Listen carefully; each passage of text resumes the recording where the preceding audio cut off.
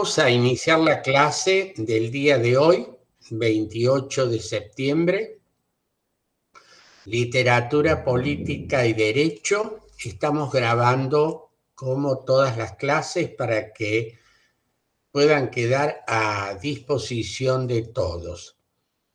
Voy a comenzar con una pregunta acerca de cómo ustedes han podido recibir y qué les ha quedado de la clase de la doctora Graciela Ferrero sobre el texto Soldados de Salamina. Los escucho. Bueno, en esa oportunidad la decana de la Facultad de Lenguas hizo un análisis de esta obra de, no puedo recordar el nombre del autor, bueno, en este momento no recuerdo el nombre del autor, pero trata sobre un falangista en la época de la Guerra Civil Española que es fusilado, pero logra sobrevivir y escapar a los bosques cercanos. Y bueno, allí un soldado que se supone que estaba persiguiéndolo junto con otros miembros del bando republicano, le perdona la vida y bueno, años más tarde, décadas más tarde, este periodista español que escribirá este libro, Javier Cercas, será el nombre del autor, va a narrar en esta novela y básicamente lo que hacía notar la decana es que este tipo de novela rompe un poco el esquema de novela que estamos acostumbrados desde el siglo XIX. Es como que se basa en un hecho real y va recolectando distintos relatos y va elaborando una trama, pero no queda del todo claro qué es real y qué es producto de la imaginación del autor. Pareciera que todo es real lo que está diciendo, pero en definitiva es una novela. En esa oportunidad yo comentaba que me hacía acordar mucho a Tomás Eloy Martínez en su obra Santa Evita y la novela de Perón. Y me he puesto a leer el libro y hasta ahora noto que sí, efectivamente es bastante similar la, la forma de plantear la historia. Se plantea como si fuese algo estrictamente verídico y el lector no tiene en claro qué es lo que es producto de la trama ficcional y lo que es real de la historia. Bastante interesante. Yo la verdad que pensaba, bueno, leer la historia desde el punto de vista del falangista, no sabía si me iba a interesar o no. Y la verdad que hasta ahora lo que he leído viene bastante interesante. Bueno, gracias por el comentario, Diego. Tu referencia a las novelas de Tomás Eloy Martínez, que como te dijo en su momento la doctora Ferrero, eran muy pertinentes porque es un poco este estilo donde lo real y lo ficcional no suelen distinguirse, y esto me hace recordar a un texto que me parece que en algún momento se los he mencionado, es un ensayo de Mario Vargas Llosa, La verdad y las mentiras, en la que el autor hace referencia a esto, ¿no? De cómo el novelista no está obligado, como el historiador, a dar cuenta de los hechos tal cuál fueron. Tiene la posibilidad de recrearlos, de alterar varias cosas, y en un momento dado el lector no sabe si está leyendo una ficción o leyendo un relato real, ¿no? El novelista está facultado, digamos, a hacer esto. Por eso, muchas veces en estas llamadas novelas históricas o demás, es importante esta advertencia porque no es un texto de historia, es decir, no puede ser tomado como un relato documentado de hechos del pasado y demás. Entonces, a veces uno puede preguntarse si esto no es un texto histórico. ¿Qué sentido tiene leerlo desde el punto de vista histórico, valga la redundancia? A mí siempre me ha parecido, o por lo menos es lo que en mí ha producido, que me ha permitido entender el contexto, me ha permitido entender la situación de una época en la que uno, a través de la novela, siente y vive una determinada situación. Esto es lo que me parece que es lo importante desde el punto de vista de lo histórico, es decir, cómo me ayuda a entender un determinado proceso histórico o un determinado momento histórico, más allá que muchas de los datos no sean reales.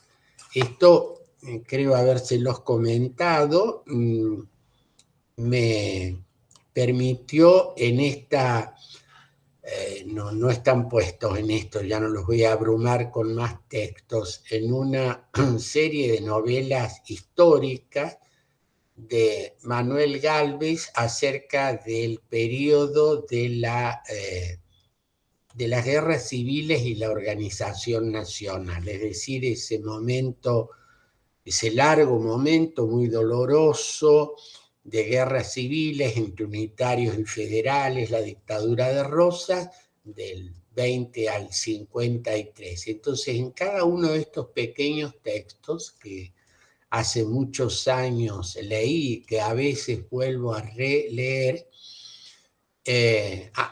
algunos que tienen hasta una notable similitud con procesos contemporáneos, como por ejemplo el título de Tiempos de odio y angustia, o Han tocado a Degüello, dos de esos títulos de esas novelas pequeñas, digo por tamaño, de estas llamadas novelas históricas.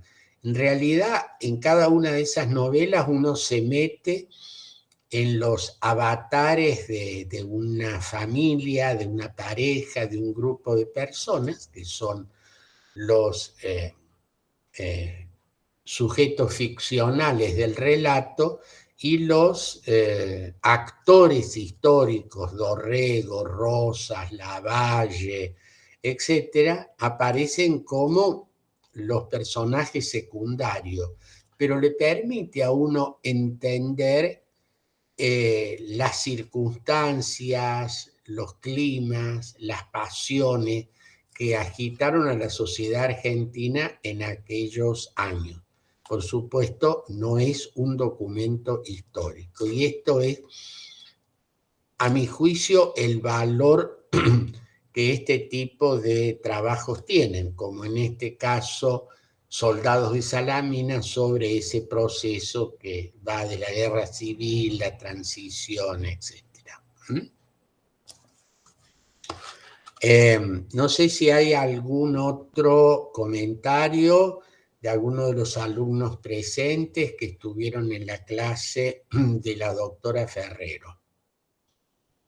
¿Hay algo más que quieran comentar, agregar, aportar?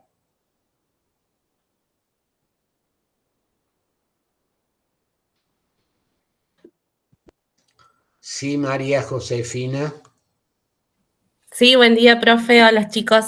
Bueno, yo Bueno, estuve en la clase de la profe también y la verdad que la novela me gustó mucho. Cómo la profe la presentó, daba muchas ganas de leerla. A mí particularmente me atrapa cómo el narrador a través de esta novela moderna, realista, como bien se mencionó recién, transmite de primera mano una historia palpable.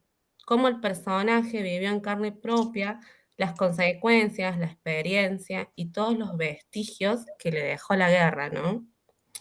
Cómo el poder puede causar en una persona y cómo el margen de la decisión que tiene una persona tan ínfimo, como en este caso que le salva la vida al personaje,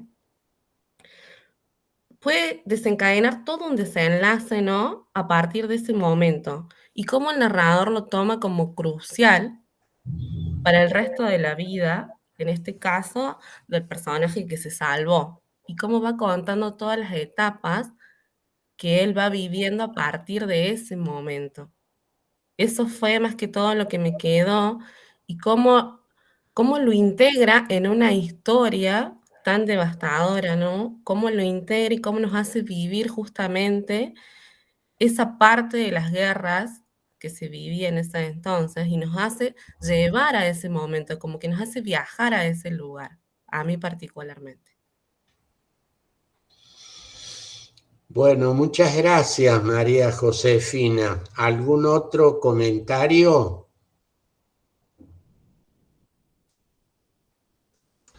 Bueno, me parece que además de brindar la posibilidad de, como decía María Josefina, de alguna manera viajar a esta época, o como señalaba usted, profesor, empatizar de alguna forma con el contexto histórico.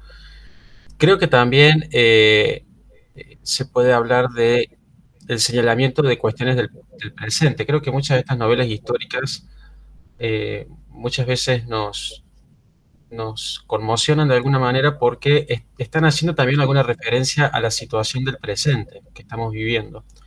Pensaba, por ejemplo, en Las Brujas de Salem, de Miller. No sé si el resto de mis compañeros está más o menos al tanto de en qué consiste la trama. Pero bueno, por las dudas, se trata de...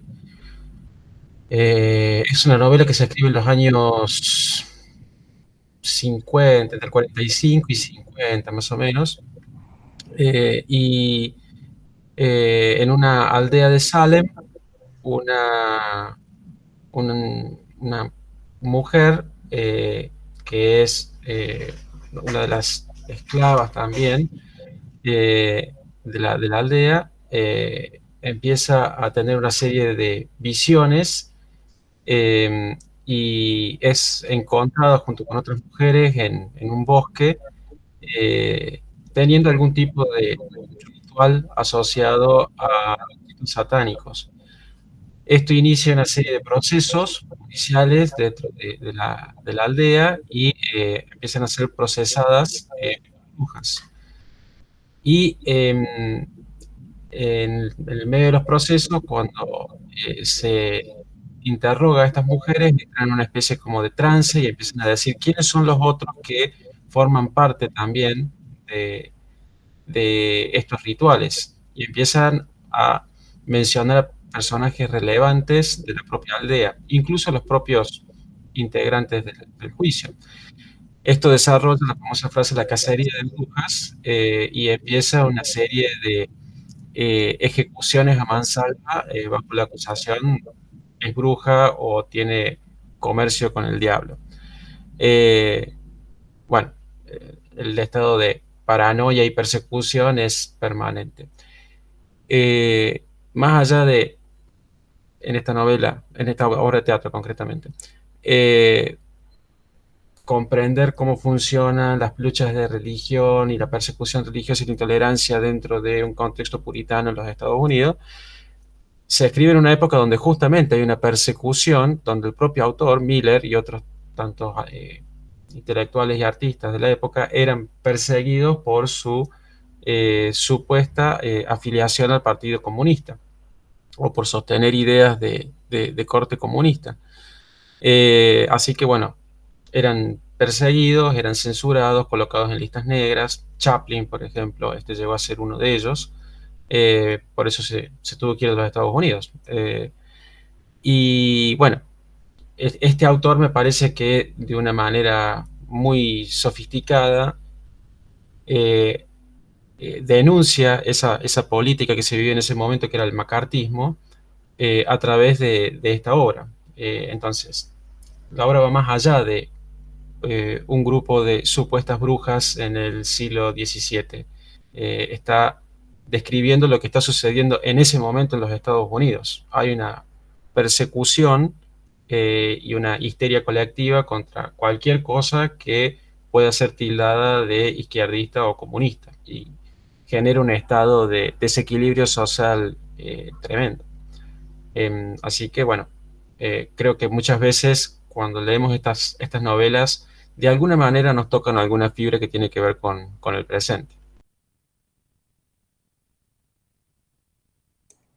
Me parece muy oportuna la reflexión tuya, Diego, y el haber traído una obra excelente como Las Brujas de Salem y esa referencia a la realidad de ese momento, es decir, lo que se estaba cazando, digamos, no eran brujas, sino enemigos políticos o enemigos ideológicos, y entonces esa similitud a la que recurre el autor en clave literaria permite concientizar, denunciar, mostrar algo que no se está refiriendo a. Es decir, no estoy diciendo que el tema del macartismo tal y cual cosa, sino que estaba, diría, me permite una licencia, mostrando cómo el macartismo siglos antes se había dado en otro contexto y con otras acusaciones, ¿no? De alguna manera vuelvo sobre este pequeño ejemplo que di, porque de manera libre han venido a mi memoria en los actuales debates políticos estos dos títulos que mencionaba de las obras de Manuel Gálvez, ¿no? Tiempos de odio y angustia uno han tocado a degüello, ¿no? Entonces, leyendo, escuchando, viendo noticias, debates políticos y demás, han venido a mi memoria aquella novela y aquellas novelas y aquellos títulos, ¿no?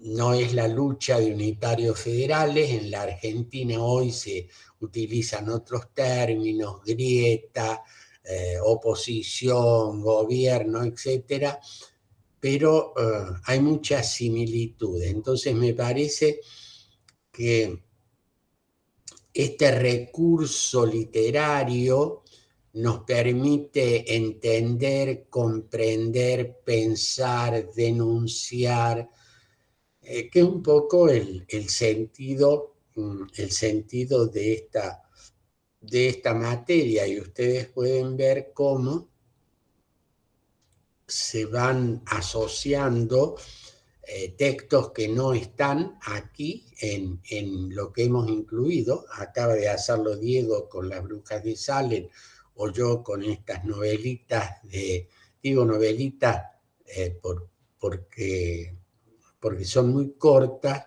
de Manuel Gálvez, cómo permiten hacer referencia a situaciones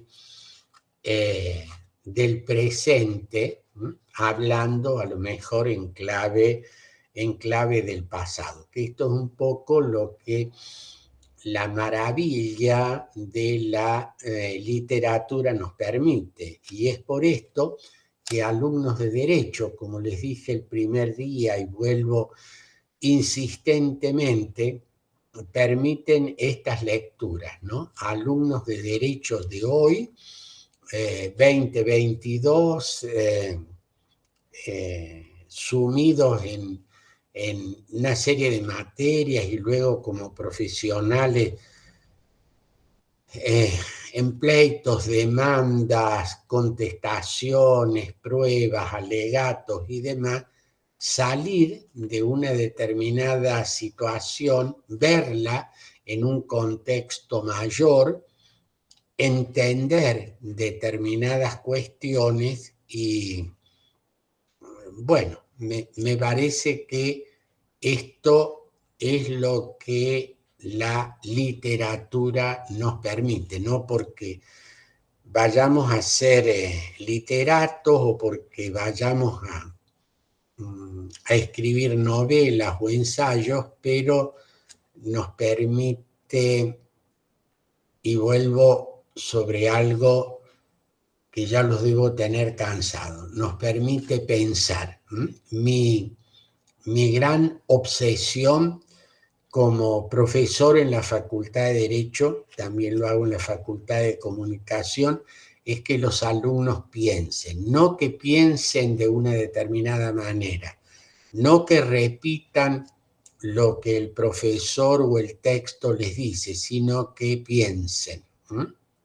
Sé que a veces pensar es un ejercicio difícil y muchas veces peligroso, pero es un peligro que vale la pena correr. ¿Hay algún otro comentario que deseen hacer?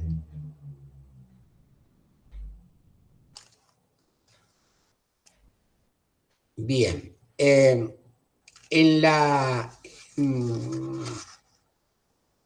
el listado de textos al que yo los aliento porque el tiempo es reducido y se nos va angostando, les pido, les ruego que vayan leyendo lo más que puedan. Sé que tienen parciales, trabajos y demás, y a veces todo esto no es fácil. Estaba pensando cómo en la descripción y denuncia de los regímenes totalitarios en las obras literarias, y voy a hacer mención a algunos de los textos, algunos los van a leer ustedes, otros los podrán ver en otro momento. Me voy a detener en algunos, con algunas referencias a situaciones que están ocurriendo hoy. Si ustedes se fijan en el listado de textos, hay una novela, El hijo del siglo, de Scurati, de Antonio Scurati. Es una novela bastante reciente, en el cual el hijo del siglo está referido a Benito Mussolini. Y cuando uno comienza a leer esta obra, es como si nos introdujéramos en una época en la que, estoy hablando de los años 20, son los años inmediatos a la culminación de la guerra, de la Primera Guerra Mundial, en la cual el personaje, el hijo del siglo, que es Benito Mussolini, va a comenzar a transitar y a construir su fuerza política y a desarrollar su ideario político y a construir este Estado totalitario. La impresión que a mí me ha producido este texto al comenzar a leerlo en este viaje al pasado, un pasado ya lejano, pero no tan lejano, y he tomado esto por alguna situación particular de hoy,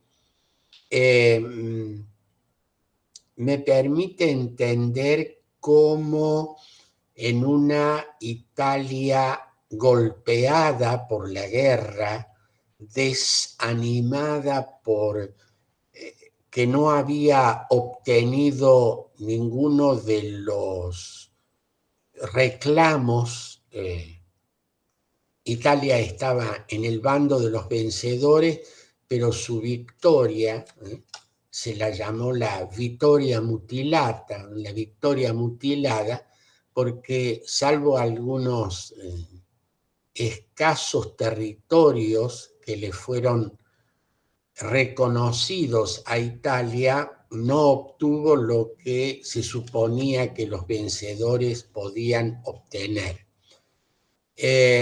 Un clima de muchos conflictos sociales, laborales, calles en las que se debatían y no precisamente ideas, sino que eran, como dijo algún autor refiriéndose a un momento español, un diálogo entre puños y pistola, va apareciendo este personaje, este hijo del siglo. ¿Y por qué he traído a referencia esto?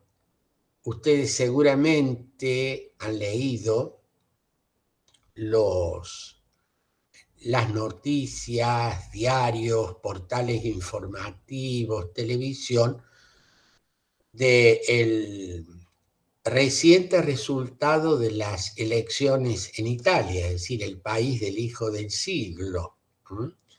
Y ahí, en esto que para algunos es una suerte de vuelta a la historia, se utilizan términos, es cierto que a veces se le pone el neo, el fascismo, concretamente la ganadora en términos numéricos de la elección, es cierto que forma parte de una coalición, Giorgia Meloni, se le adjudica, se le imputa, lo reconoce total o parcialmente, su evocación o vinculación con el fascismo, ¿no? Con el hijo del siglo. Naturalmente que las circunstancias de Europa e Italia en este siglo XXI no son las mismas que ocurrieron hace un siglo, es decir, estamos en el 2020-22, la novela que he mencionado se ubica en los años 20, o sea, las primeras décadas del siglo XX, y acá estamos transitando ya la tercera década del siglo XXI. Digo, a un siglo de distancia, en el mismo país, Italia, en el mismo continente, Europa, aparecen problemas sociales, económicos, guerras, No es exactamente lo que estaba a fines de la Primera Guerra Mundial, pero diríamos, hay un conflicto abierto, como ustedes saben, entre Rusia y Ucrania, una guerra, la invasión rusa a Ucrania, y cómo esto impacta en muchos aspectos de la vida política, pero también de la vida cotidiana de los ciudadanos. Aumentos, escasez, energía, alimentos, reaparición de problemas que Europa hace muchas décadas que lo ha abandonado, lo había abandonado, la inflación, inestabilidad política. Ustedes saben que Italia tiene una forma de gobierno parlamentaria, sus gobiernos que nacen de la voluntad del Parlamento no han sido muy duraderos y estables, coaliciones débiles que han colapsado muy rápidamente, y la aparición de una serie de actores políticos partidarios que no son los antiguos y viejos partidos. El Partido Socialista, la Democracia Cristiana, el Partido Radical, sino movimientos y partidos con a veces nombres extraños, como el movimiento de las 5 estrellas, que ha sido parte de la coalición gobernante hasta hace poco, y la aparición de esto del llamado nueva derecha, esta expresión que yo tengo mis dudas de ultraderecha. Ustedes saben que si yo le pongo a una versión política, le antepongo la palabra ultra, estoy diciendo sin decir una condena. Si yo digo, este es un movimiento de izquierda, pasa. Este es un movimiento de derecha, pasa. Pero si digo ultraizquierda o ultraderecha, estoy diciendo sin decir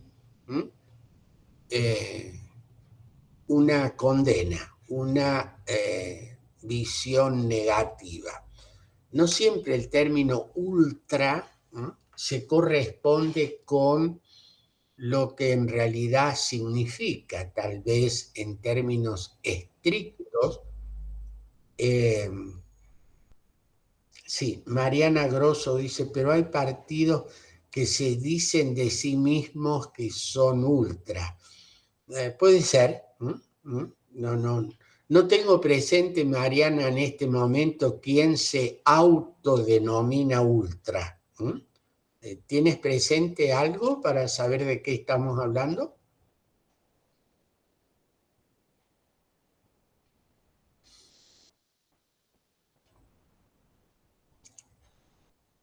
Bueno, Mariana parece que tiene muchos representantes de la derecha asumen esta posición.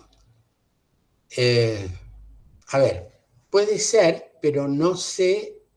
Perdón, no tengo micrófono, dice Mariana. Perfecto. Puede ser, Mariana, pero yo hacía referencia a esto.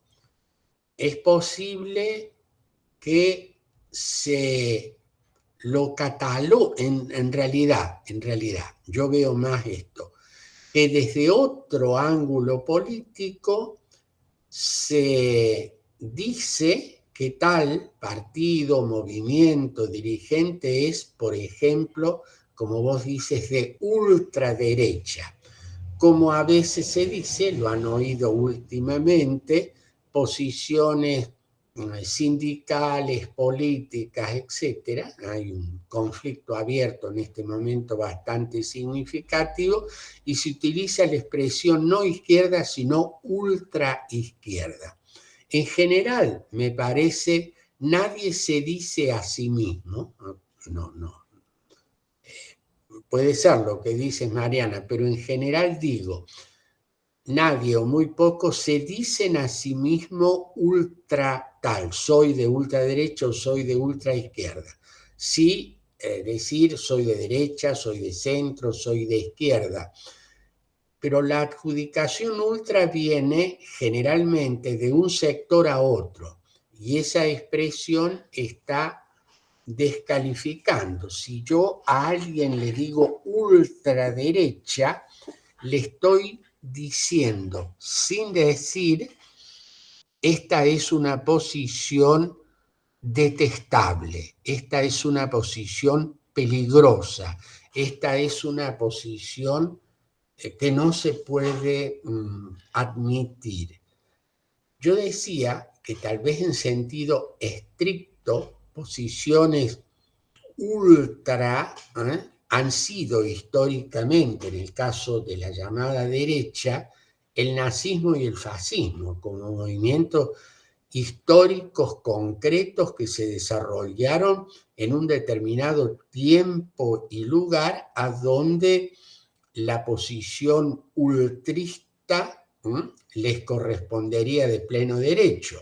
Ahora, cuando en el debate actual aparecen posiciones que parcialmente o reivindican un nombre, un momento, una determinada posición, como puede ser en este caso de este movimiento Fratelli d'Italia, hermanos de Italia, la adjudicación viene de otros hacia ellos.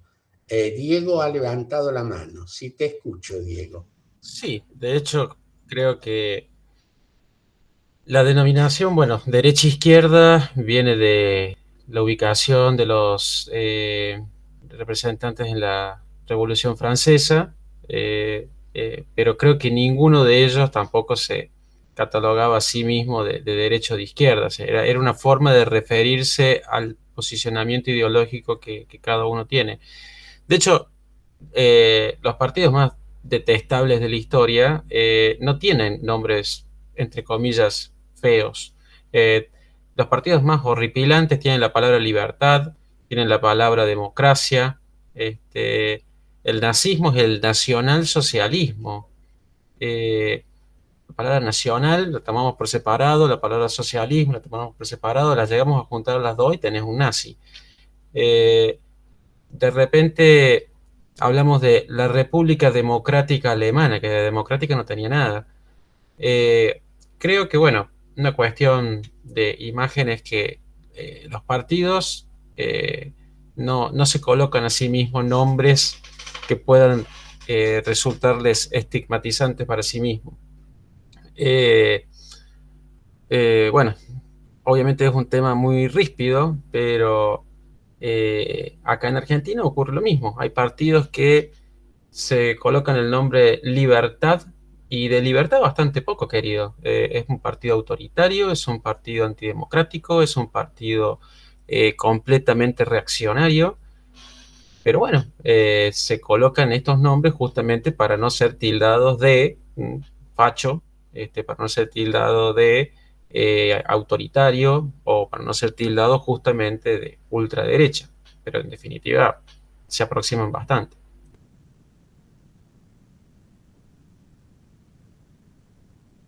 Sí, de acuerdo, Diego.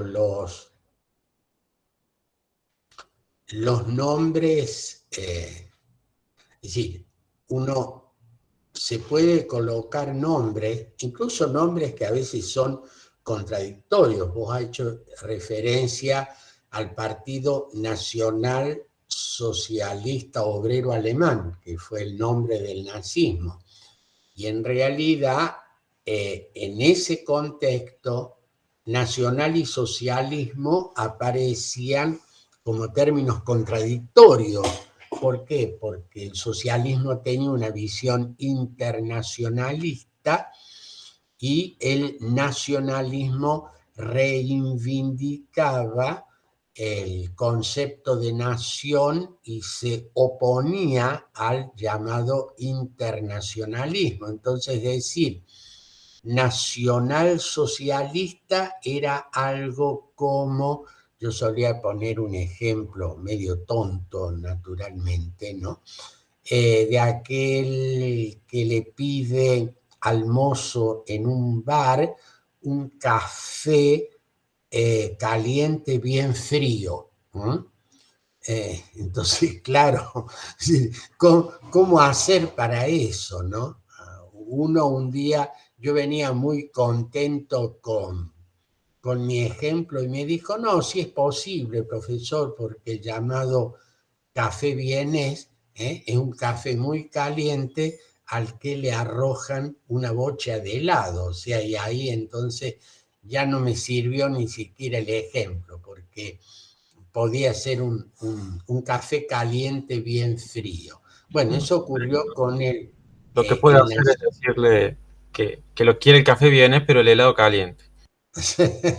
Bueno, entonces se dan cuenta que es real, los términos son, adquieren significaciones en determinado contexto, son relativos, por supuesto. Diego recordó bien que los términos izquierda-derecha vienen de la ubicación geográfica en el seno de la Asamblea, diríamos, a la derecha de la presidencia se colocaban los sectores más, diríamos, moderados o que rescataban una monarquía constitucional, y a la izquierda de la presidencia los sectores con ideas más radicales.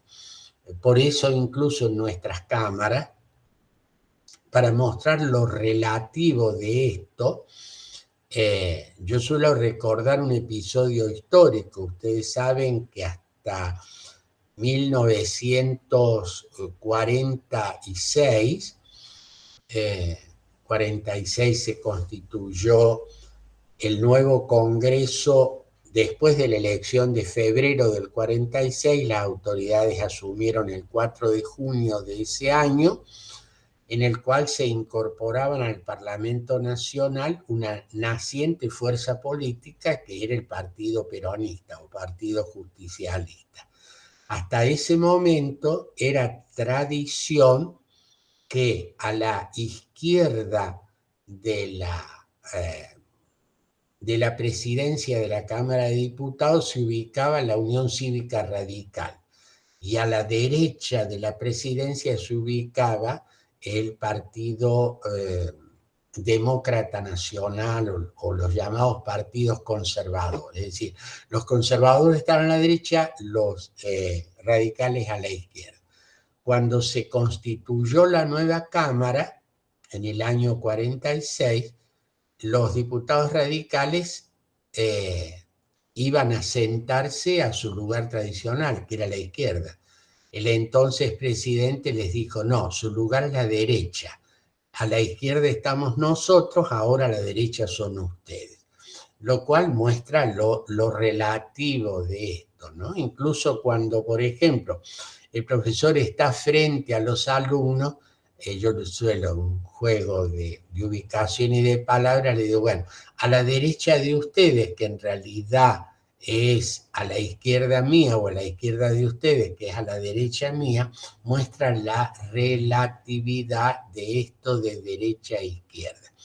Y también ocurre esto con los de ultra, cuando se quiere radicalizar una posición, en un contexto en el cual se entiende que derecha e izquierda son aceptables, pero no son aceptables las posiciones ultra. También la manera de referirse en términos coloquiales, que son generalmente, esos términos coloquiales son despreciativos. Por ejemplo, si le digo a alguien fascista, no es exactamente algo muy agradable hoy, pero queda muy claro que cuando digo facho, descalifico.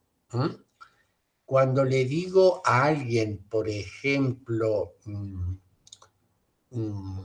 de izquierda y le digo zurdo, medio que descalifica, pero no ya en hoy, pero en algún momento, si alguien le decía bolche a otro, le estaba diciendo lo que para el otro lado se quería decir con facho.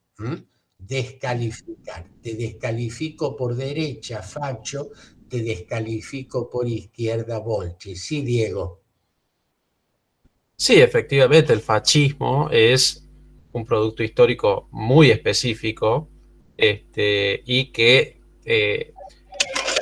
podría ser considerado, es un tipo de derecha, pero no toda derecha es fascista.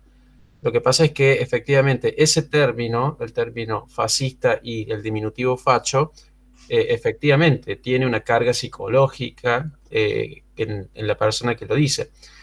El fascismo italiano es algo muy concreto, muy específico, y básicamente, bueno,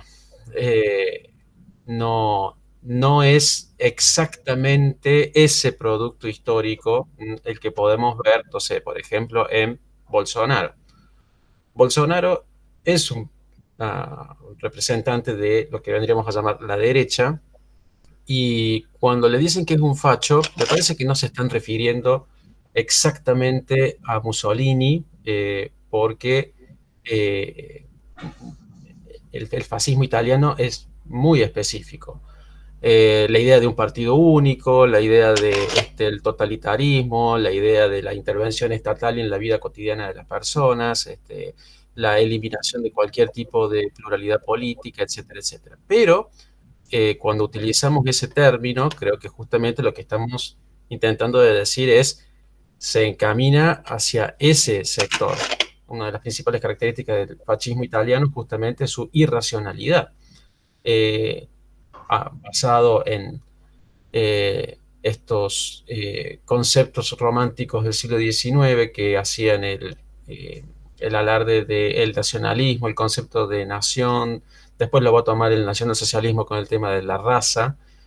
Creo que la principal característica justamente es su irracionalidad. No tienen un discurso que permita la elaboración intelectual. De hecho, no tienen grandes intelectuales. Justamente apelan a cuestiones emotivas, apelan a cuestiones que tienen que ver más con las emociones. Así que creo que tiene que ver cuando uno utiliza estas terminologías con estas cargas emocionales que generan las palabras. Hannah Arendt, por ejemplo, menciona esto cuando habla del eufemismo. En Eichmann y Jerusalén, por ejemplo, una conferencia que tienen los jerarcas nazis, la conferencia de Wannsbee, creo que se llamaba, donde los distintos jerarcas de alto rango se juntan para hablar de lo que llamaban el problema judío. Y en la resolución que adoptan es lo que denominaban la solución final. Básicamente, dice Hannah Arendt, se juntaron a organizar un genocidio y no podían utilizar la palabra vamos a hacer un exterminio sistemático de la población judía. No lo podían poner por escrito, porque ellos mismos se daban cuenta de que esa terminología delataba, ponía de manera muy evidente su plan criminal. Entonces dice Hannah Arendt, recurrían al eufemismo. El eufemismo, solución final. El eufemismo, el problema de la cuestión judía. Y creo que estos eufemismos se siguen utilizando hasta el día de hoy, pero se utilizan palabras que justamente esconden otra cosa. Entonces tenemos sectores completamente reaccionarios e intolerantes que hablan de libertad, o hablan de familia, o hablan de patria, y en realidad es un referente, pero con otro contenido. No está hablando de un concepto de libertad como el que podría tener un liberal de las corrientes clásicas. Un liberal que básicamente lo que dice es, bueno, tiene que haber un núcleo mínimo de libertades básicas que deben ser respetadas a rajatabla por toda la sociedad y particularmente por el Estado. Así que sí, se utilizan estos términos, me parece, más por una carga emocional que por un contenido referencial concreto. Bueno, esta expresión que has utilizado, Diego, del eufemismo, y esta muy acertada e inteligente expresión de Hannah Arendt sobre los eufemismos en estos dos hechos trágicos, ¿no? Donde aparece el problema y aparece la solución, palabras entre comillas inocentes que esconden una verdadera, un verdadero crimen, ¿no? De hecho, se los va a llamar luego crímenes de lesa humanidad. En nosotros ha ocurrido, por ejemplo, en la época de la dictadura militar, la aparición de la palabra, es decir, tal vez existió en algún momento, pero diríamos, el que desapareció, y los desaparecidos. Por eso es que luego va a ocurrir que en convenciones internacionales aparezca la figura de se le pone un adjetivo, ¿no? Desaparición forzosa, es decir, no desapareció porque quiso, sino porque lo desaparecieron, que es un nuevo nombre de una ejecución encubierta. No condeno a muerte, no mato, pero pero el efecto es el mismo. Y el nombre atenúa, como a veces también, creo que eso lo han visto en derecho procesal. Ustedes saben que uno de las grandes conquistas del derecho procesal de la libertad es el impedir el uso de la tortura como método de prueba o en los interrogatorios, cosa que durante siglos se admitía como algo, entre comillas, normal. Entonces, la tortura hoy es inadmisible. ¿Y cuál sería el eufemismo que se utiliza? Medios extraordinarios de presión o en el interrogatorio.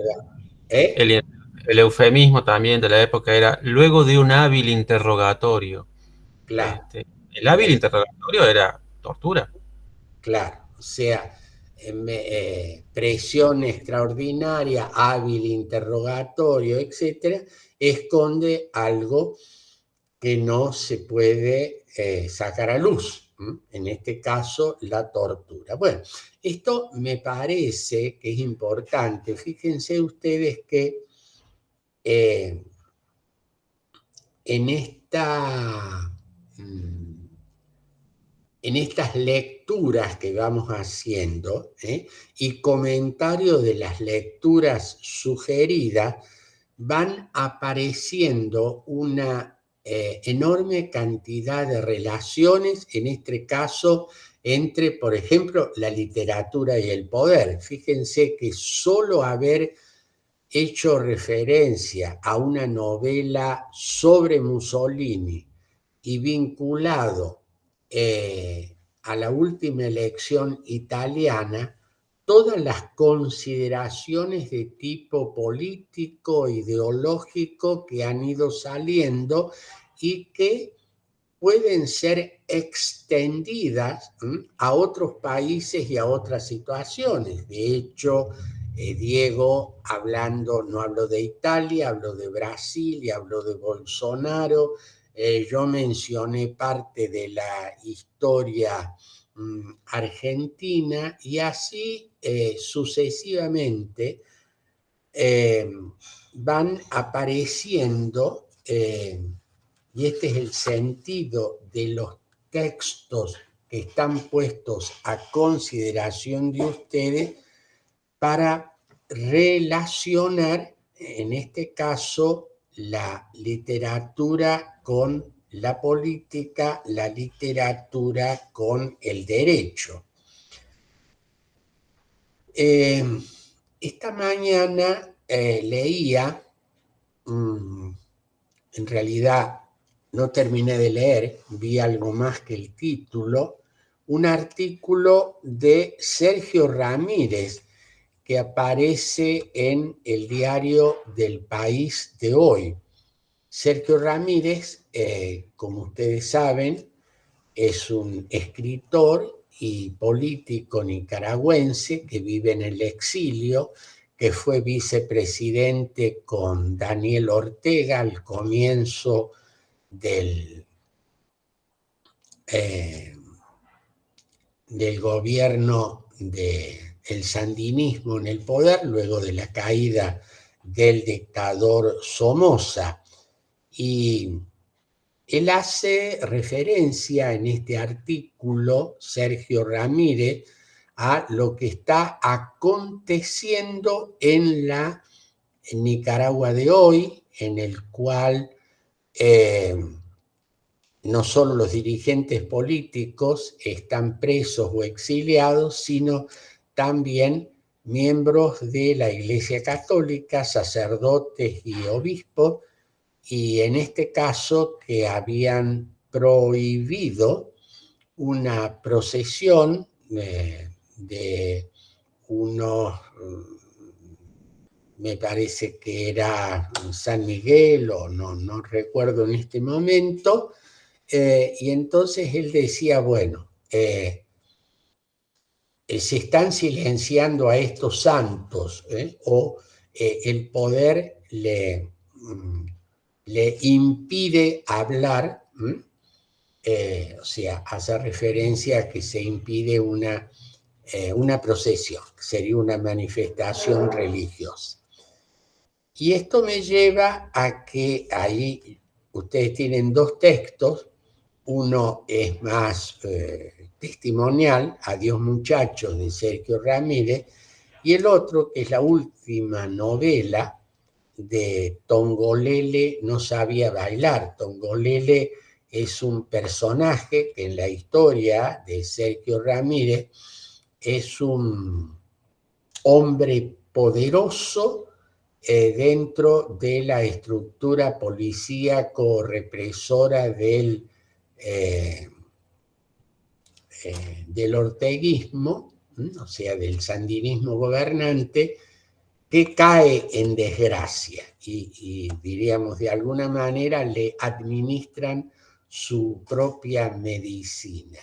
Y entonces, entre la lectura de la prensa acerca del funcionamiento del régimen nicaragüense, que paradojalmente nació para luchar contra una cruel dictadura latinoamericana, la de la familia Somoza, terminó instaurando una nueva familia, ya no es Somoza,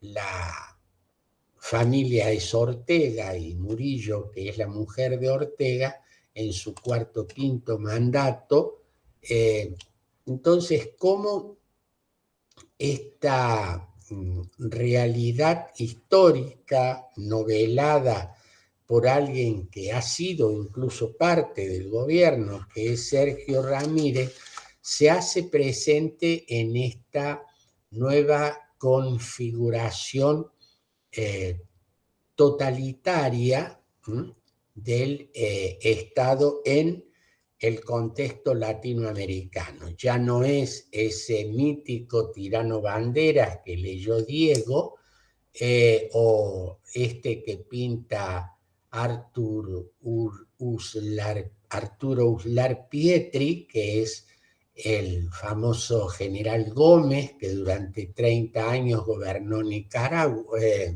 Venezuela, diríamos. Hoy Venezuela no está asociada al nombre del general Gómez, sino del señor Maduro, que no es general, pero que diríamos está al mando de una nueva fuerza armada que es una guardia pretoriana del régimen actual. Entonces, ¿cómo la lectura de estas novelas, en este caso yo había seleccionado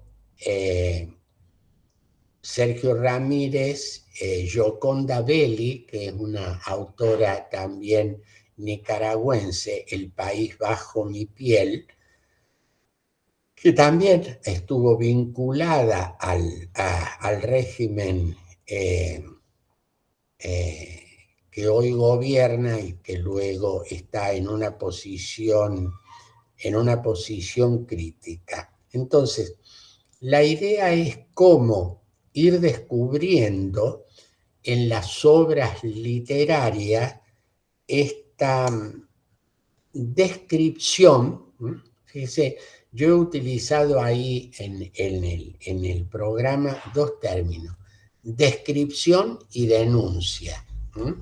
Y muchas veces la sola descripción implica una denuncia. En algunos casos esa denuncia es más explícita.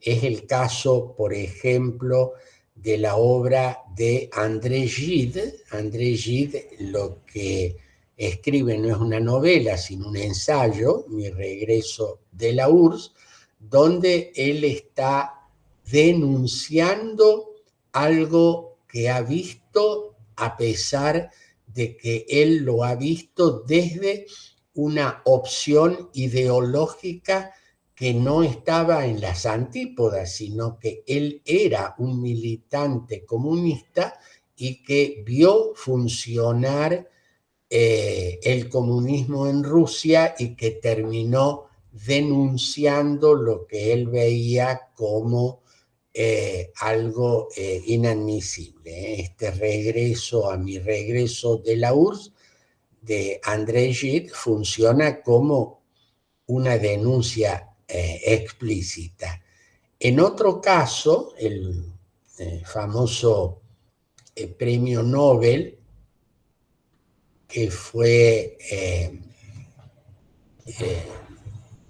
en Pabellón de Cancerosos y en el archipiélago Gulag, el autor lo que está planteando es una descripción de una realidad que él vivió, que implica, en el lenguaje de Solzhenitsyn, una denuncia, tanto que fue prohibido el texto y que incluso tuvo grandes dificultades para ser conocido en Occidente.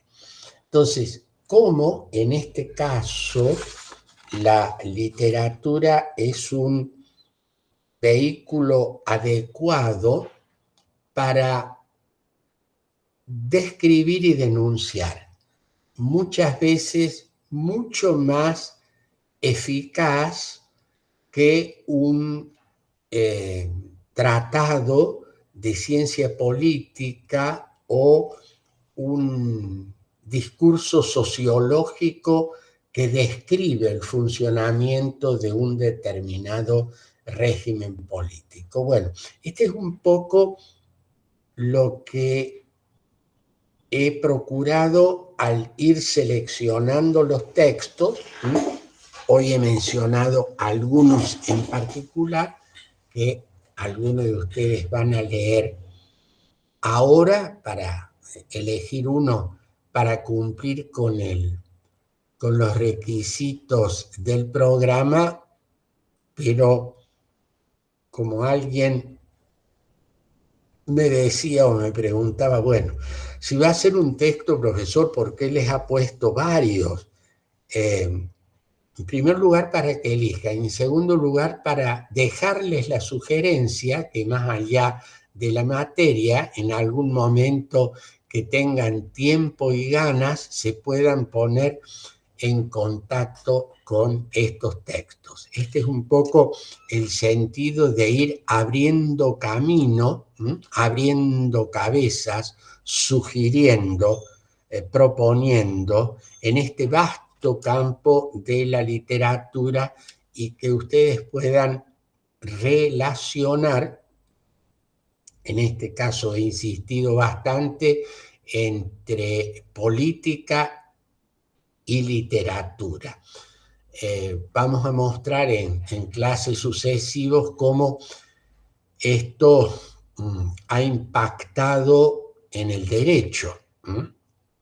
Por ejemplo, en todo lo que hace referencia en algunas situaciones paradigmáticas, desde aquel funcionamiento del primer tribunal internacional. Ustedes saben que terminada la Segunda Guerra Mundial hubo dos tribunales internacionales, el de Nuremberg y el de Tokio, uno para referirse a lo que habían sido los crímenes del nazismo en Europa y otro de el gobierno japonés durante la Segunda Guerra Mundial en el Tribunal de Tokio. Y esto de alguna manera, en gran medida, sentó las bases de algo muy discutido al comienzo y que hoy cada vez se discute menos, aunque no se ha implementado totalmente, la jurisdicción internacional para ciertos crímenes de lesa humanidad, como es la Corte Internacional de Justicia, diríamos, el Convenio de Roma, etc. Bueno, esto es lo que un poco quería plantearles en la clase de hoy, que va a ser un poquito más corta porque los voy a tener que dejar para continuar con otra actividad que se me ha superpuesto.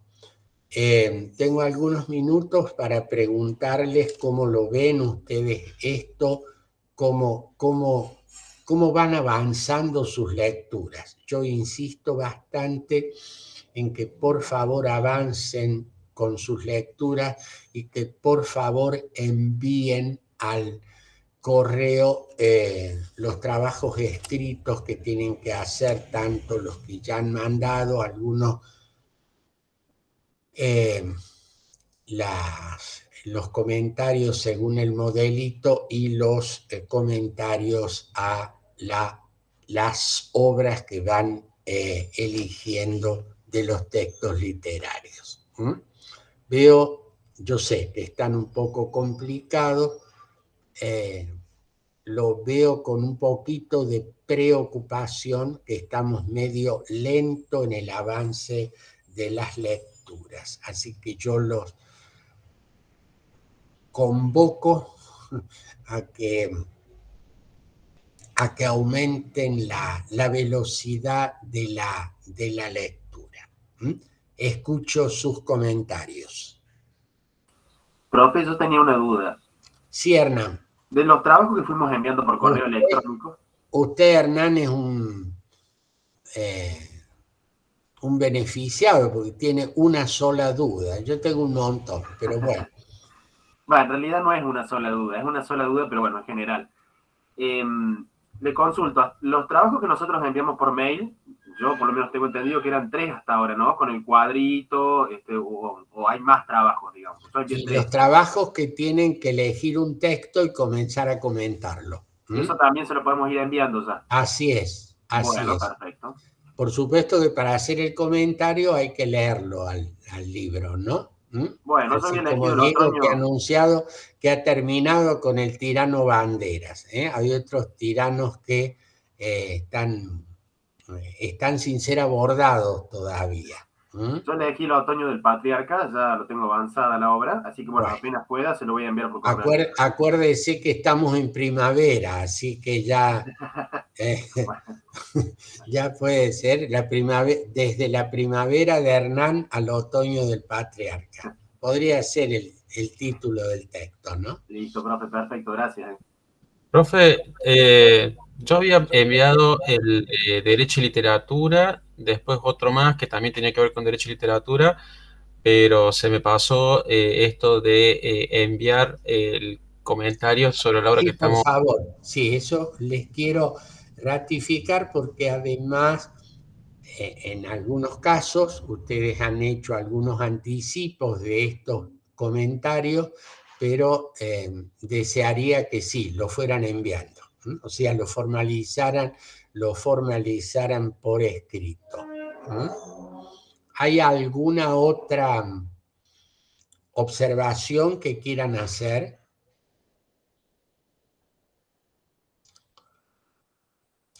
Les pregunto, y ya sé que les he preguntado varias veces, pero ustedes que han elegido esta cuestión media insólita de literatura, política y derecho, ¿creen que va siendo interesante, que les es útil, atractivo, que aprenden, que no aprenden?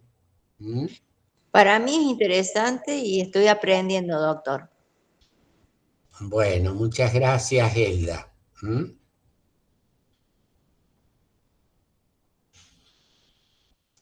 Bueno, los demás sufren en silencio hasta la obtención de los 6 créditos. Bueno, bueno, en algunos casos hay algunos que son medios lectores compulsivos, como Diego, me parece, ¿no? Sí, elegí la materia justamente porque me gusta la lectura. Bueno, yo le diría a Diego que incite en una asociación lícita a sus compañeros a sumarse a las lecturas. Cómo no, con mucho gusto. Si alguien quiere, tiene algún... de alguna manera le puedo resultar útil en algo, que no dude en escribir, estoy ahí en el grupo de WhatsApp. Gracias, Diego. Bueno, aprovechen el ofrecimiento de Diego y vamos a incorporar a algunos otros invitados. Estoy hablando, bueno, ya les anticipé con un profesor español y ahora con otro a los cuales le vamos a dar la posibilidad de que hablen con ustedes. Y también recuerden que quedó pendiente, la doctora Ferrero les dijo, lean y vean la película y después nos volvemos a ver para hablar de esto. La doctora Graciela Ferrero, más allá de su cargo de decano de la Facultad de Lenguas, es una gran escritora y un excelente poeta, así que vale la pena que la aprovechemos en el buen sentido. Muy bien, si no hay otro tema, nos vamos a ver la próxima clase. Muchísimas gracias. Gracias, doctor. Gracias, profe. Muchas gracias. Gracias, profe. Que tenga buen día, doctor.